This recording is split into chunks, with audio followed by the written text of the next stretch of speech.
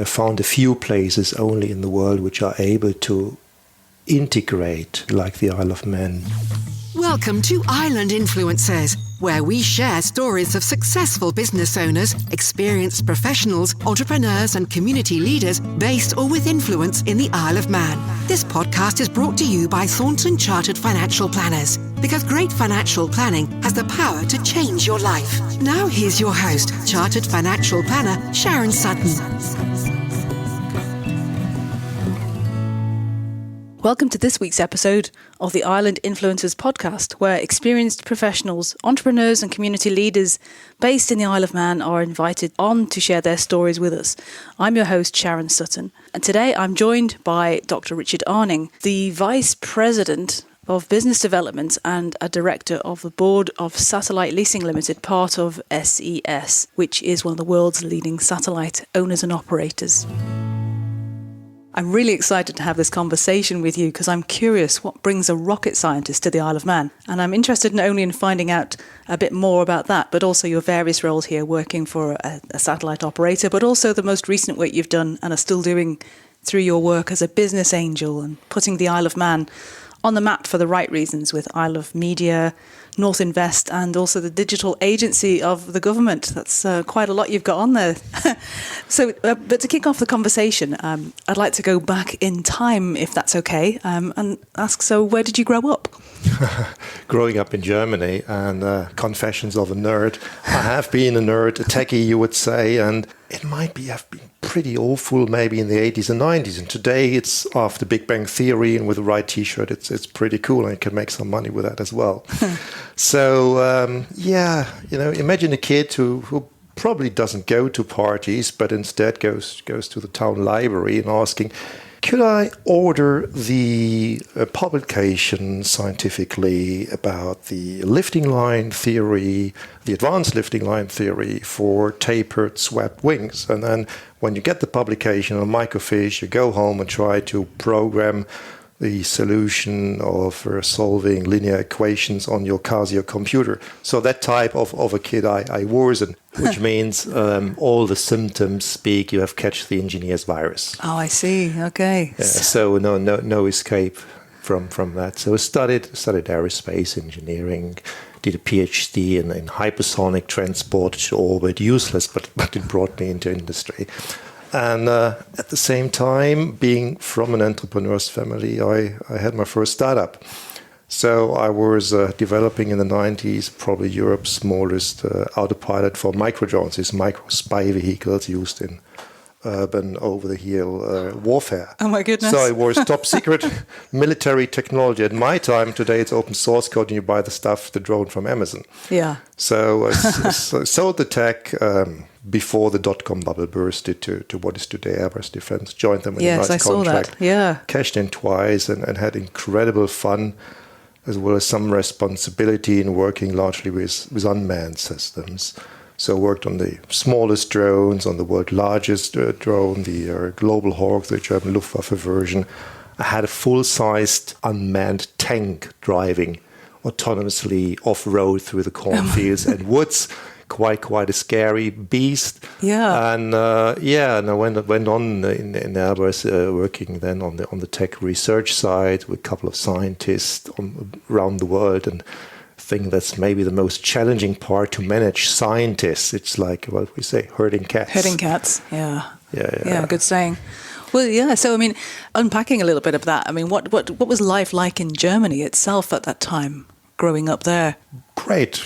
No complaints, just the opposite. You do what you have to do and grow up in your job. You have international contacts anyhow when you're in the aerospace industry. You speak the company language, of course. So what English. Yeah, you said you came from a family of entrepreneurs, though. So I'm interested to know how that translated to your mindset, really. Yeah, you grow up with that. So both sides, mother and father sides, were entrepreneurs, and even their parents had been. And I think one of the ancestors, they were quite successful in smuggling over the Dutch-German border. Later on, they called this retail. Oh, yeah. Okay. And so grandpa, who wanted to do something creative, interior design. It wasn't the right time to do this in the 30s during the last real economic crisis. And so he opened with his wife a shop, and they grew up.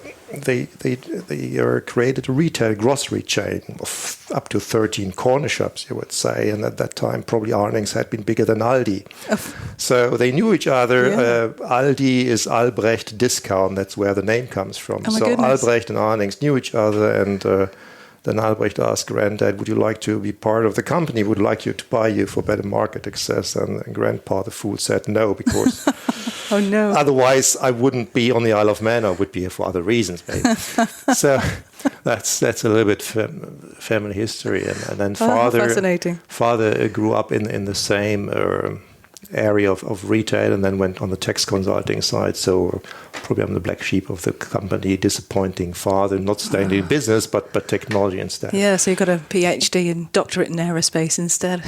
Right. Yeah, exactly. So, but as said, having had a first startup working, doing some M&A advisory for Airbus, so I probably had both souls in my chest. The business side and the technology side of things. Yeah, that's fascinating. Thanks for sharing that. Tell me about the time in the development of I had to look this up. Micro electromechanical systems and microdrone development. Because you were a founder of your own company as well, that led you to work for Innovation Works, wasn't it? As part of the Airbus group, that's right, isn't it? Yes, I mean this is the stuff which we all have in our smartphones. These little accelerometers and gyrometer sensors which can measure the rotation speed and attitude of your smartphone, stabilize video cameras, which are used in automotives, in autopilots, etc. So, and these little things became smaller and smaller and smaller. And today they're so small they fit into your smartphone. So we used the stuff suddenly, which became also very low cost. To not just to stabilize cameras for surveillance pods, etc., but really to build whole autopilot systems around that. That's what we did with that type of technology and many other things. Mm-hmm. Okay, so then you went to Airbus, then you left Airbus, and what did you go to next? Was it Sapper? Yeah, it was another startup, and I was minority shareholder. So having worked for a long time, meanwhile 20 years in defense, anti-terrorism, and aerospace. This was a company we set up a project with, funded by the German Ministry of Research, in tracking containers with satellite technology. Yeah. So, and that was the main product were big data software to find the bad guys in your data. Okay. So makes sense. Any suspicious? Well, I don't know. if you have bad guys in your data, but this was you want to know, wouldn't you? Yeah. So we're matching a lot of data sets against unclassified or classified information. That's what we did. Okay. I was bought out of the company. Didn't really agree with the strategy. We grew quite significantly, 2-digit ways. Yeah, sure. And then the next thing was up for grabs, which led me then to the Isle of Man. Yeah, sure. So you're vice president of and director of board Satellite Leasing Limited, part of SES. So first, and for my own really, and for the benefit of our listeners, can I ask you what a satellite operator does? Because Google wasn't too specific, to be quite honest. Oh, yeah. So imagine British Airways is an aircraft operator. So they don't build and they don't manufacture the aircrafts. They buy them from Airbus or Boeing, and then they operate them. Oh, okay. So a satellite operator basically does the same. We don't manufacture satellites. We buy them from Airbus and Boeing and some others and operate them. Okay. So we're flying birds around the globe, so to say, just a little bit higher than an aircraft and maybe a little bit more coordinated. Yeah, sure. And there are various types of satellites, and very often people think about military satellites, spy birds, satellite with cameras, radars, etc. The weather satellites, but that's not what we do. So we do communication. So we provide connectivity, like 5G stuff like that, for the whole world, and we do the one-way type of communication, which is broadcast. Mm-hmm. So you might be a client of us because if at your home a satellite dish is looking at Astra satellite, that's us. Okay. Headquartered in Luxembourg, stock listed Paris and Luxembourg. All right. So the first commercial satellite operator of the world. That's incredible. Founded in the 80s. We had been a startup ourselves, everybody else, some time ago. And so 60% probably is still in video broadcasting. Yeah. Which is also used to feed 120, I think, meanwhile, video-on-demand platforms, or to connect or event broadcast, even esports events, to connect this to the Twitch player platform. So, and then 40% rapidly growing is communications, which is two-way. Might be an oil platform, a flying aircraft, a ship, cruise ship, a mining company in down under, governments, embassy, point of sales, credit card readers on a petrol station, and your card transaction goes over satellite. Okay. So I'm thinking of rockets now being launched with Elon Musk behind them. We are buying Elon Musk rockets. I think we just bought 2 before Christmas. And one of its largest clients, as well as we buy from others, we launch with us. Effectively, we don't buy the rocket. We buy the rocket as a launch service. Yeah, sure. So, and what you have to imagine is we combine two things which are incredibly different. It's unbelievable. So on the one side, you have the satellite, and the satellite is the engineer's dream in the most reliable machine ever built on Earth.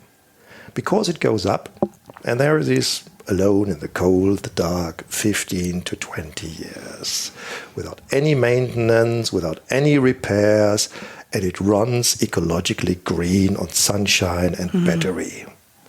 And now imagine your car is a satellite. Mm-hmm.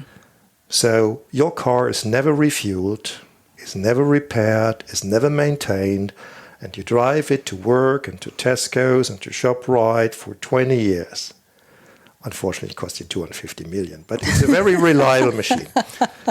So that's the most engineer's wet dream of reliability. Fantastic. So on the other side, there is a rocket, which you mentioned. And that is the most dangerous beast on Earth. They're riding on fire, literally. Yes. And I think the Russian Proton M rocket peaked at a total loss rate of 18%. Now you imagine your car is a rocket, has a super powerful engine, so you're microseconds at Tesco. But 18 out of 100 drives to Tesco, you're blown up in a big fireball. Ah, okay. So, which means we're buying a third thing. We're buying insurance coverage in case it should go wrong. Okay. No, we don't launch with a Russian Proton M anymore for those reasons. Okay. So we stopped much earlier. No more fiery deaths. Quite a good track record on that. Very good. Well, that's a really lovely way to explain it. Thank you. I mean, I hope you don't mind me asking, and primarily I ask this people when I meet them in my role as a financial planner. But what's your earliest memory of money? What was money like growing up? Oh, yeah, engineers my type of engineer like hardware. So when I was, around 5, sitting not every evening, in the evenings with grandparents with their grocery retail chain and counting the revenues, the income of the day. So you are rolling as a kid coins into paper, counting to 100. So I learned counting in that kindergarten age, and doesn't give you yet the understanding of the value of money, but at least the counting. That was the first step, as you asked. So the second, around the same year, my mother probably tested me, and she sent me on a Sunday just down the road. You didn't need to cross the road, 5-year-old. Richard, here you have 1 Deutschmark or something like that. Can you buy some Sunday bread rolls? I came back smiling, grinning from ear to ear. She keeps repeatedly saying this to me. Mom, I just bought sweets. So I changed the investment plan from Sunday bread rolls, just buying sweets. So I discovered the value of money, what you can do with that. Uh-huh. With 6 years, first year in primary school, I discovered that some of my fellow students forgot the pocket money to buy the drinks, the school milk. Mm-hmm. So that was my first business opportunity. So I started lending them money for interest rates. Right. So I was in business for 6 years. That's So very. that's my first encounter with money, so to say. Okay, I think the future path of success was set from there. Guess so.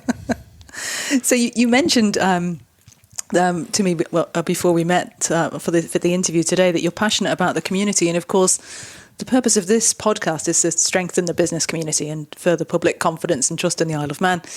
So, can you tell me about your work with IsleofMedia, North Invest, and the digital agency of the government? Did one lead to another?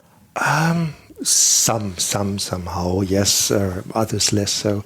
Yeah, when you arrive and you like to mingle with your surrounding and society and economy, the question for me was what to do, and sometimes opportunities just are crossing your path, and you grab them or you start them.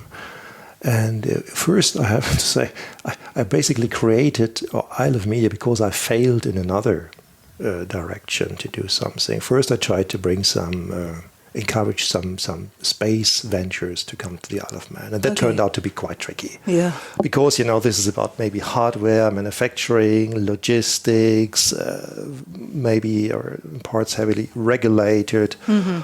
And it's an industry which is largely consolidated. So you have a very few, very, very big players and not that diverse, huge landscape of small and many opportunities.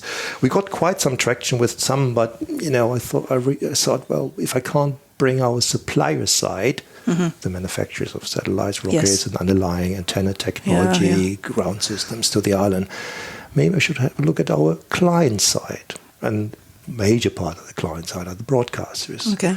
So, and that brought me basically in contact to those colleagues here on the island who already were chasing opportunities around the form of film, around television, video technology, and I tried to bring the various stakeholders together under one initiative. So the film community with its heart and soul and heritage, together with those guys who were successfully producing and distributing TV content.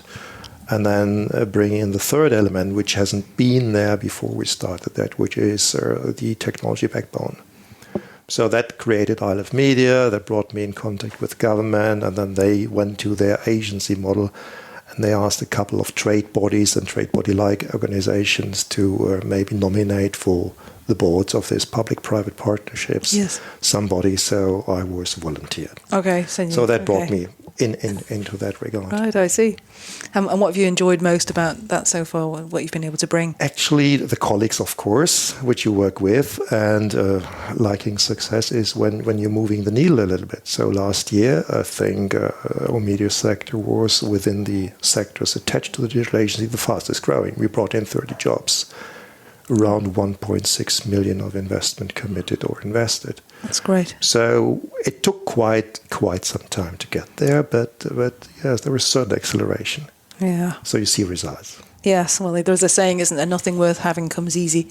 What you've done from the point of view of enhancing or leveraging your business profile, what have you done to help you achieve success with these projects? What sort of initiatives did you use? Yeah, everybody likes to know about, where there's a certain trick, a certain management method, a certain type of communication.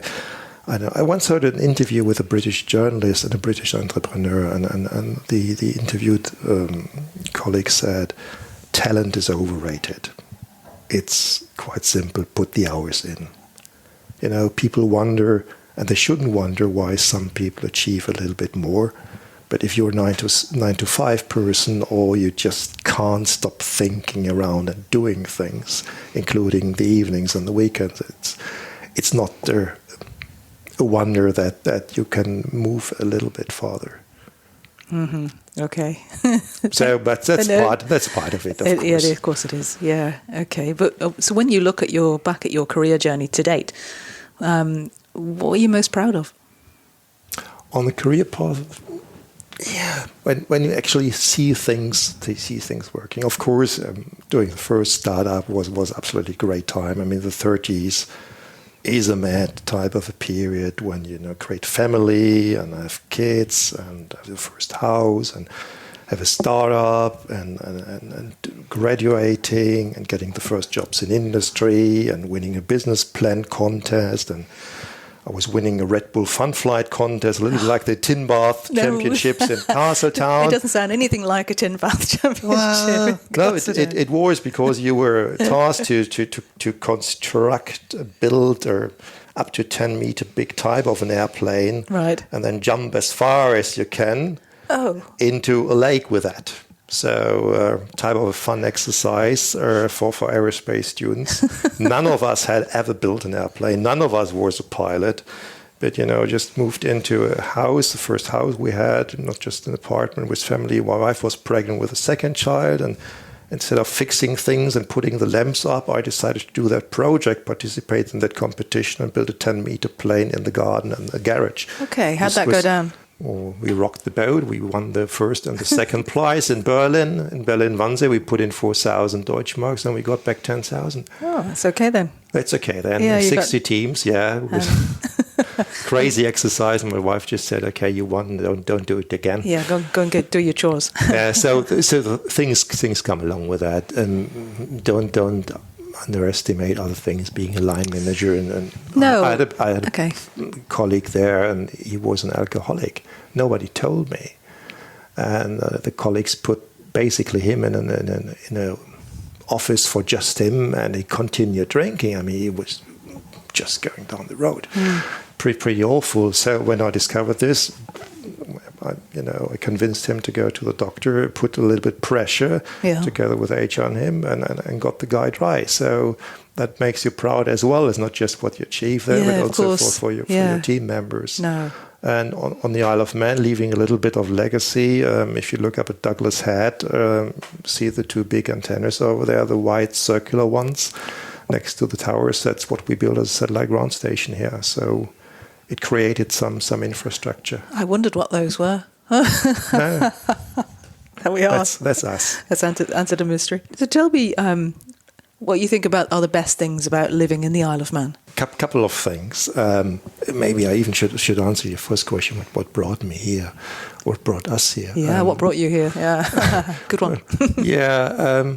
As a young person, I got a book, Heinrich Böll, The Irish Diaries, or The Irish Journal, as it is called, a famous German author, and he shaped the perception of Ireland, our near neighbor, landscape-wide, a little bit, if you forgive me, comparable, for decades, so to say. And there was in folk music, I like the Celtic music, so I was quite inclined to that type of region here, Scotland, Ireland, and never had really. We went backpacking, hitchhiking, with Interrail to Ireland as students. It's our first big international travel.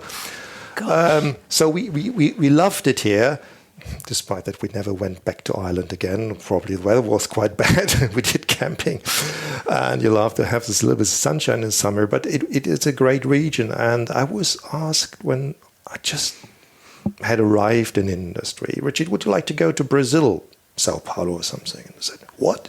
I just arrived here, 2 little kids. And that type of opportunity never came back again, so to say. And being a sailor and loving the seaside, I largely got jobs in the Alps.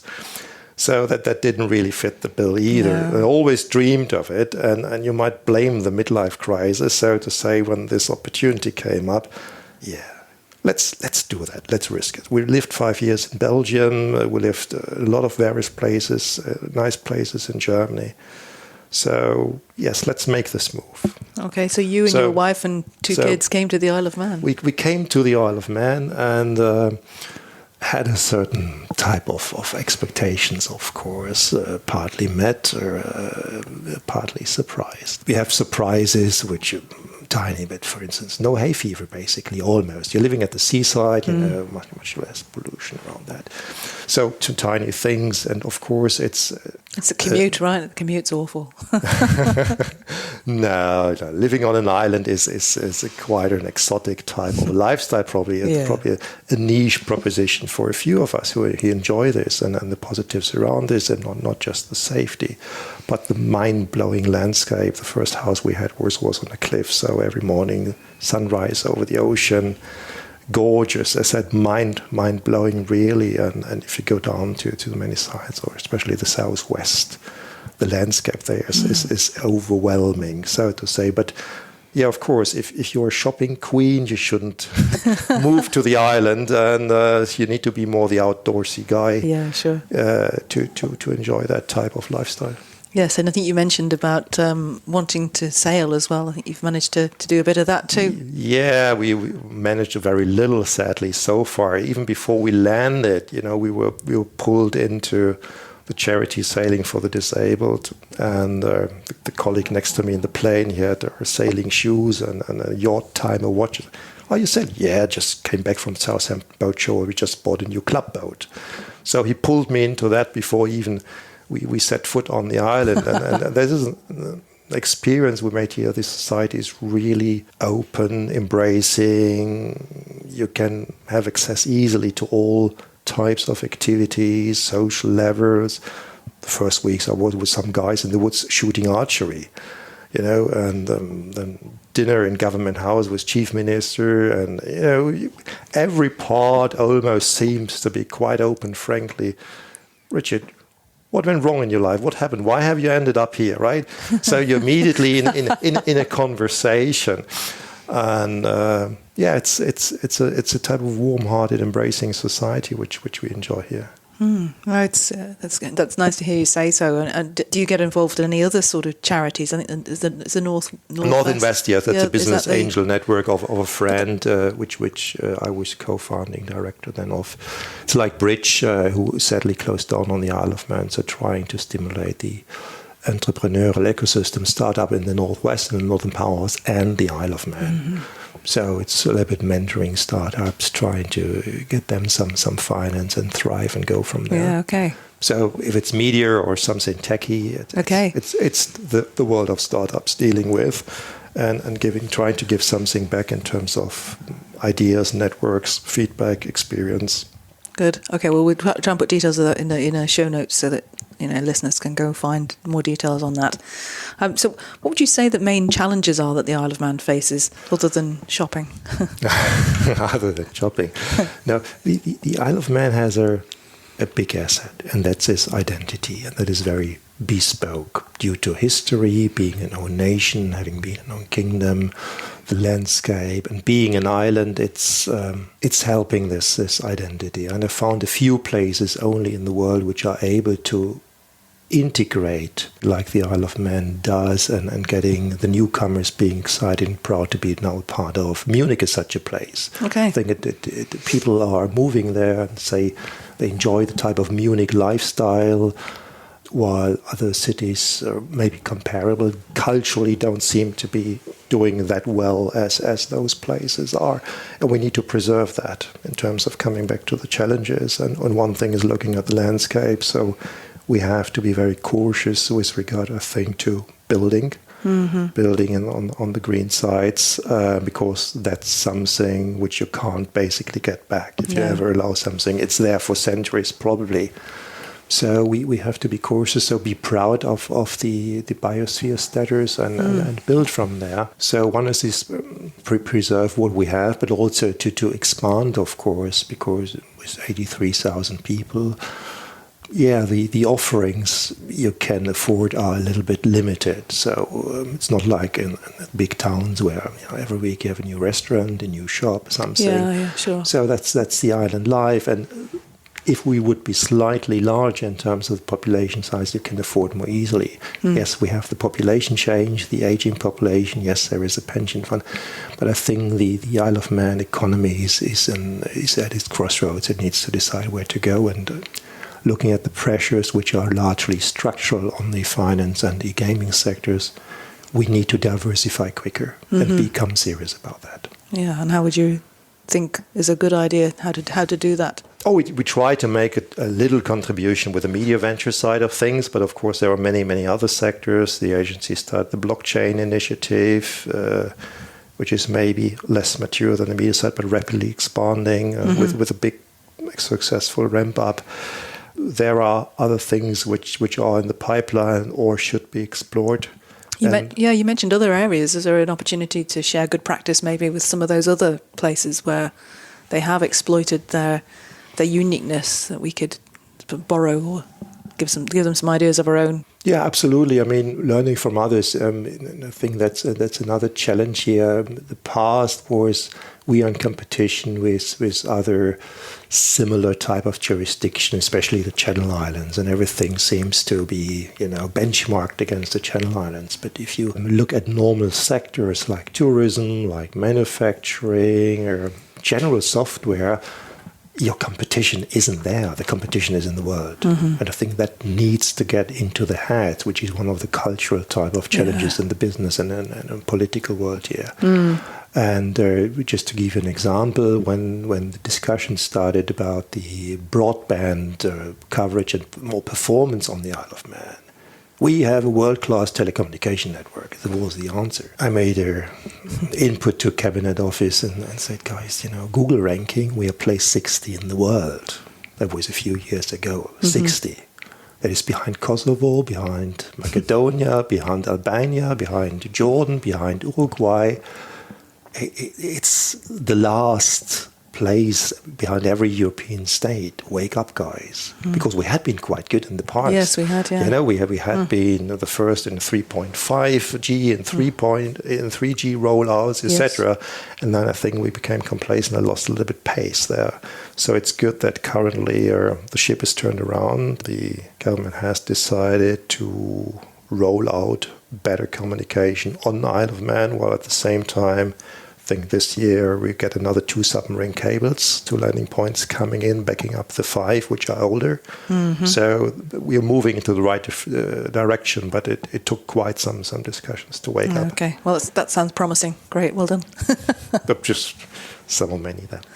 So, I think we've covered a few of them already, but what other solutions and opportunities can you see? What would you do if you were, say, Chief Minister for a day? Chief Minister for a day. Talking about some others, before we met, or when we met, when we started to discuss infrastructure investments, they tend to last. You can easily burn the reserves or the cash with some expenditures, but infrastructure investment, they seem to last, and they last for quite some time and bring you forward and build a sound basis. So broadband connectivity, off-island connectivity is definitely one.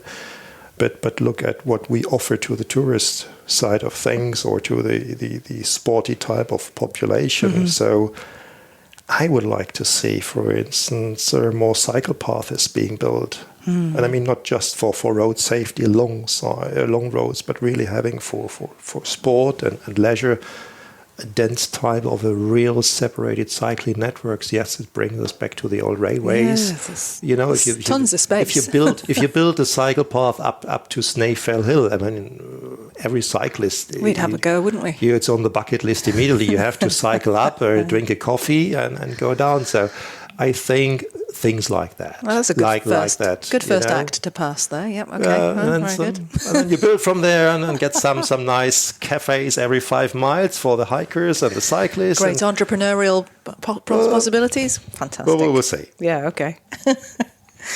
Well, so for any aspiring business owner or entrepreneur, I mean, goodness me, if there's anybody to ask, it's you. What's your number one business tip to become a key person of influence or source in your field? I think first it all starts with the knowledge and putting the hours in. The second thing is, if you want to influence others, obviously you need to talk with us. So be open, share the knowledge, share your networks, be open maybe to change your own position and views as well. But you have to be quite proactive, and taking some initiatives in order to get influence is not something which you will achieve if you're reactive. Okay, that's great. Thank you. What next for you? Any projects in the pipeline you can tell us about? I subscribe to the waiting list on the Douglas and Peel Marina. I have a berth there. If you ask me on the private side of things, would love to see Ramsey Marina thriving, being built. We will see what that project. I'm living in Ramsey just accidentally. Yeah, okay. Wouldn't be a bad thing either, but it will take some time, I guess. So yes, definitely looking in that direction, really doing more sailing on the private side, on the professional side. I think we have plans here on the Isle of Man to become a center of excellence in some areas which are in discussion, and we will see how that goes. Oh, that sounds exciting. You can't say any more on that, I suppose, at this point. No. Okay, fair enough. Well, Richard, as we start to wrap up, I'd like to ask you a few quick fire questions that our listeners are always interested in if that's okay. So what do you do to relax outside the office? How do you keep your life in balance? Oh, I fear my family would say first, he never relaxes, he can't relax.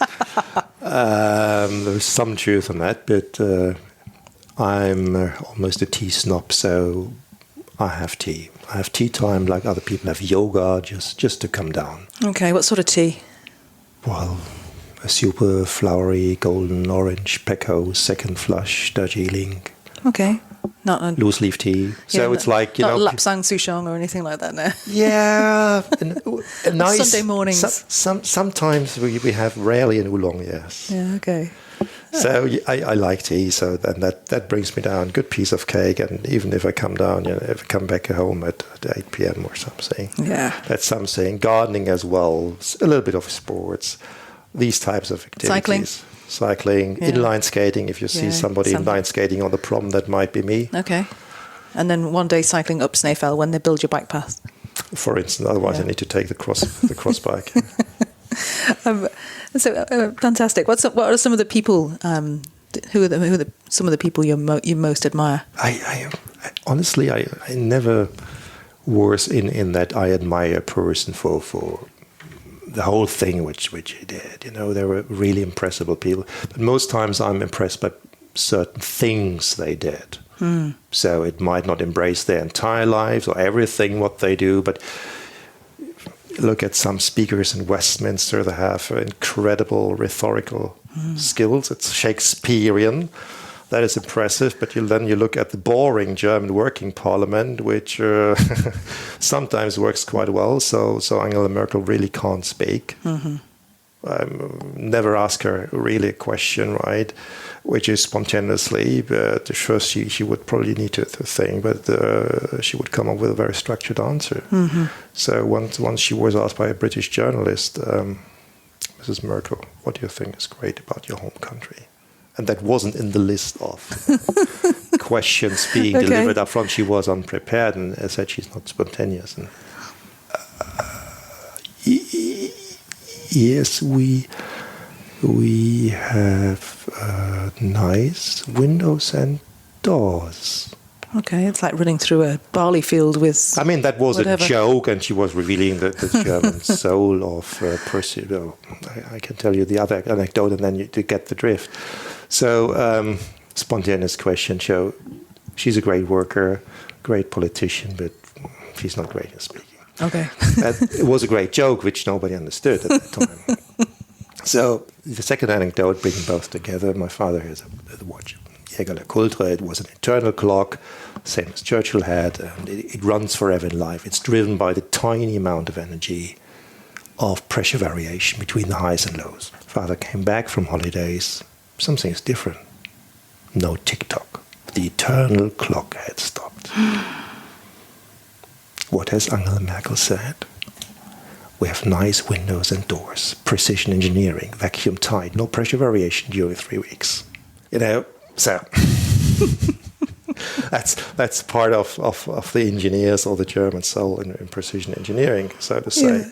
Things you really like and love. Okay, fair enough. That's a good answer. So books that you've recently read, any that you'd recommend to your listeners, as a source of inspiration or self-development or philosophy or just a good read? Good read. I bought recently the book of Introduction to Manx Architecture by Dr. Richard Arning in Peel. Yes. And that is an amazing piece of work. And so just the advice, don't look far, just look at your surrounding, and it gives you plenty of things to think about: the history, the culture, the architecture, again, the identity of the Isle of Man. And It is also a very funny, entertaining last chapter on, not great examples of Meng's architecture, which included, ironically, the planning office, which was one of the worst examples how you should better not build. Okay, well that sounds like a really good blooper chapter at the end of the book then. Okay. Yeah, but a great book. Okay, thank you. And what's your favourite quote? I saw on LinkedIn you had a quoted Werner von Braun. And don't tell me the man doesn't belong out there in space. Yeah, it's a little bit, you can do everything, you know? Yeah. Yes, we can type it up mentality, which I appreciate. Another quote, which I used in a different way related to business, the 19th century Prussian general Freiherr, later Count Moltke, married to a British wife, by the way. He said, he wrote about strategy in war fighting, and he said, no battle plan ever survived the first encounter with the enemy. And we and I use this for the business world and the startup world and the corporate world. We said, no business plan ever survived its first encounter with a real client. So you really need to stay flexible and adapt to changing situations. Okay. And sometimes people are just too rigid, and it's like a train on a railway, you know, it's just the single direction. No, you really have to think if things change.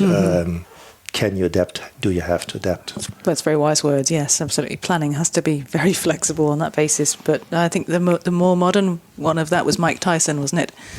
Everyone has a plan until they get punched in the face. Exactly. Yeah. Same thing. Yeah. Okay. So finally, where can people go to find out more about you and the work you're doing through your businesses and organisations, charities? Yes. You know. Well, yeah. Look at the various web pages or the social media feeds. So we have IsleofMedia in one word .org, IsleofMedia.org, or on Twitter at IsleofMedia. That's the media cluster. The digital agency, I think, is at Isle of Man Digital. Okay.